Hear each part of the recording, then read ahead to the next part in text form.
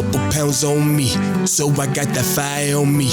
In the desert heat, I'm burning marijuana, trying to fill bags with green and blue cheese. In the city, the only thing that matters is the money, and that's the only thing I want, honey. I live the life that's crummy, so I want my gold like a day sunny. Once upon a time. Hey, this is Bird Rabbit, and this is the Metro Blue episode series.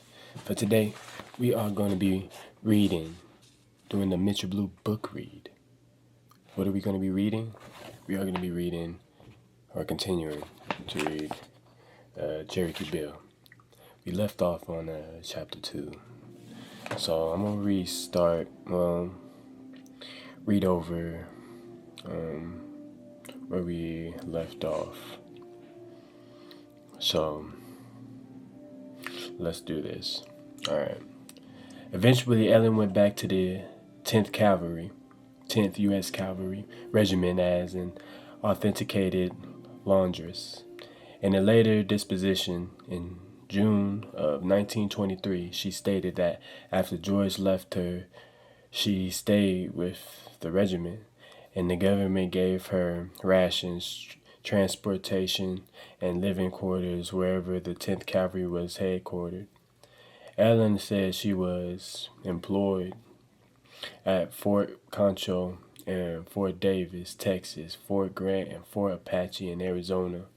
According to the 1923 interview, Ellen next married William Lynch on June 27, 1889 in Kansas City. Lynch was a private in Troop K, 9th U.S. Cavalry Regiment. They met at Fort Apache. Lynch was a 10-year veteran of the regiment and later mustered out.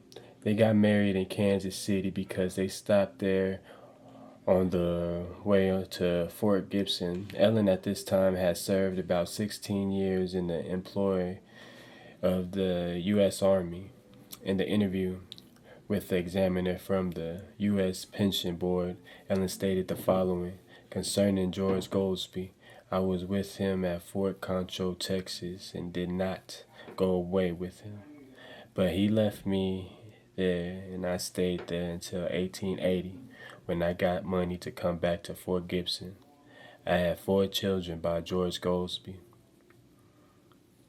There they were Georgia Ellen Goldsby, born July 13, 1874 at Fort Steele, IT. Crawford J. Goldsby, born at Fort Concho, Texas, February 8, 1876. Clarence Goldsby, born at Fort Concho, Texas, September 27, 1877. And Luther Goldsby, born at Fort Concho, Texas, August 30th, 1879.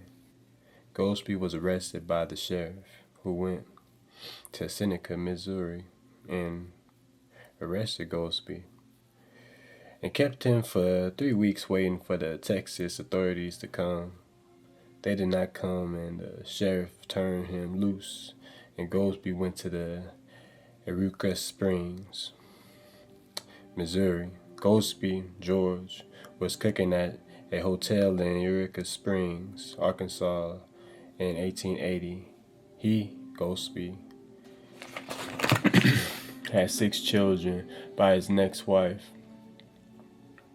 Before I heard of him again, and someone came and told me they saw him somewhere in Kansas, he wrote to a woman, Amanda Foster, who was keeping the children and wanted them to come to Kansas where he could send them to school. He wanted Georgia and Crawford to come. Georgia was 6 or 7.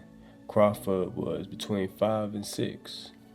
He, Goldsby, sent a man down after the children. They went to him, and the daughter stayed with him until she got married. Crawford and the daughter did not write me until after the girl, Georgia, was married, and they were in Osage Nation at Hominy or on a farm near there.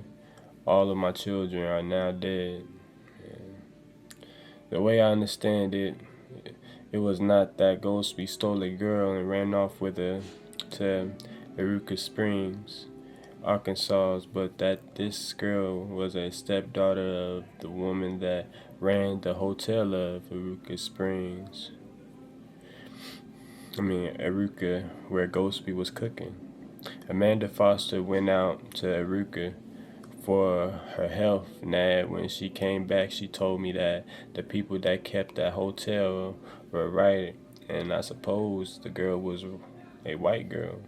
Lynch and I lived together until his death, and I buried him. He died in 1916, right in his house where I live now, Fort Gibson. I was enrolled in 1880 Indian Rose as Ellen Beck.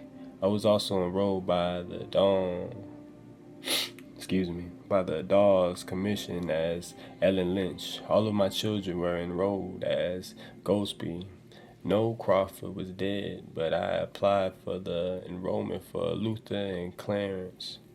Georgia was enrolled as the wife of John Foreman.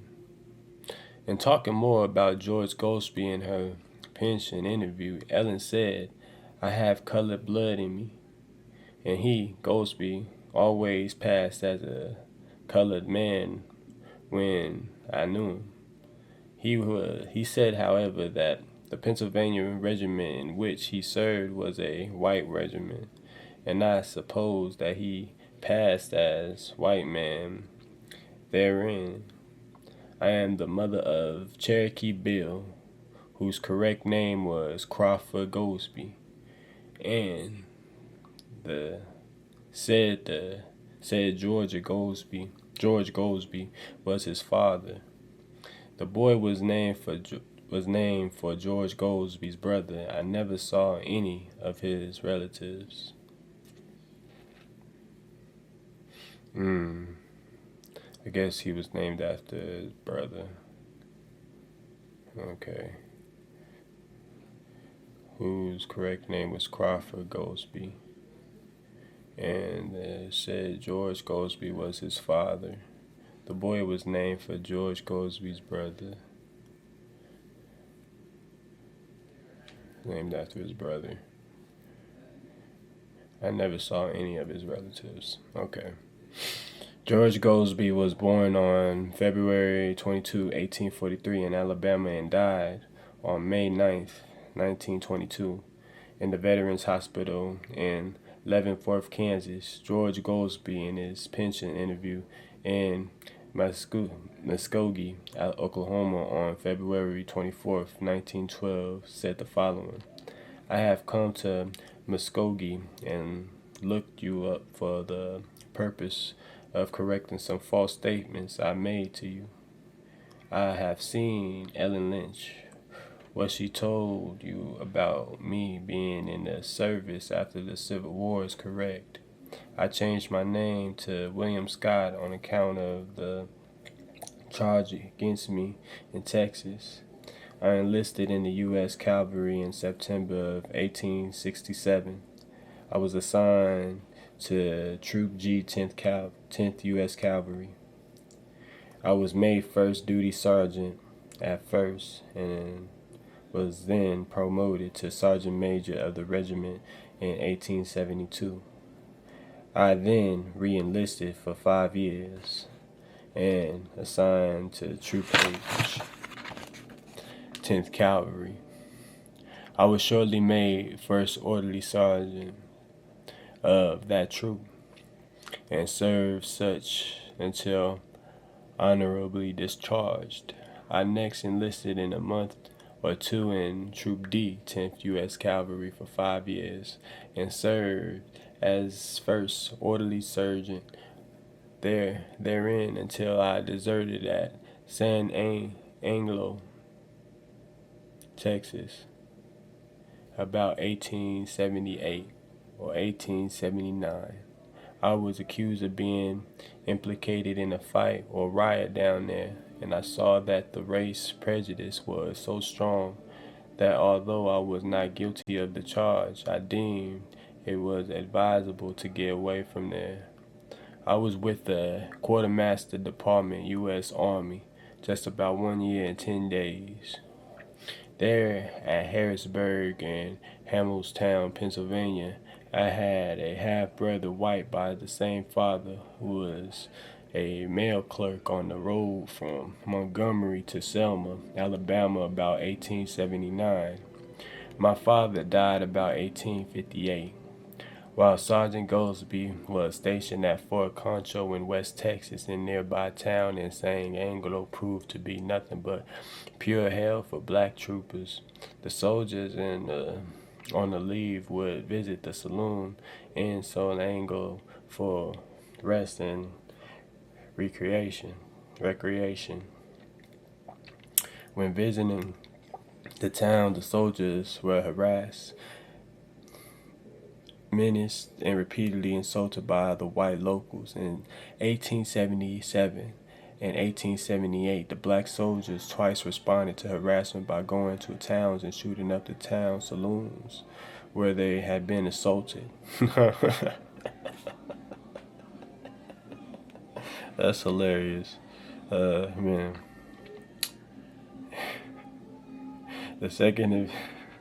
Let me repeat that, dog. My bad. In 1877 and 1878, the black soldiers twice responded to harassment by going to town and shooting up the town saloons where they had been insulted. The second event, which involved Sergeant George Goldsby, was written about by Frederick Remington in a magazine article in 1901 titled How the Worm Turned. The article describing the incident came from the interview regiment had with a black soldier in Cuba during the Spanish-American War, who had been stationed at Fort Concho when the event took place. Sergeant Goldsby was named as leader of the disgruntled soldiers in the article. Remington also drew a sketch of the soldiers shooting up the saloon. What participated in the altercation was a black sergeant from Company H, 10th Cavalry Regiment, had made a visit to the Morris Saloon in San Angelo while there a group of white cowboys and hunters had surrounded the sergeant and cut the chevrons from his sleeve and the stripes from his pants and had a hearty laugh over the soldiers' disposition. The soldiers went back to Fort Concho and told the troops what happened. Soon thereafter, some black soldiers armed with loaded carbines went to Morris saloons for the retribution. A gunfight took place in which one white hunter was killed and 2 others wounded. Private John L. Brown of the 10th Cavalry was killed and another trooper wounded. Texas Ranger Captain G. W. Arrington showed up later at Fort Concho with a group of rangers with murder warrants for the arrest of First Sergeant George Goldsby and 8 other black troopers involved in the shootout. Oh, my camera's about to die. Let me read this. Goldsby was blamed for allowing the troopers to get their carbines. Colonel Benjamin Garrison, commander of the 10th Cavalry, challenged the authorities of the Texas Rangers on the U.S. Army post. It was at the time that Sergeant Goldsby left the 10th Cavalry and went AWOL from the military service.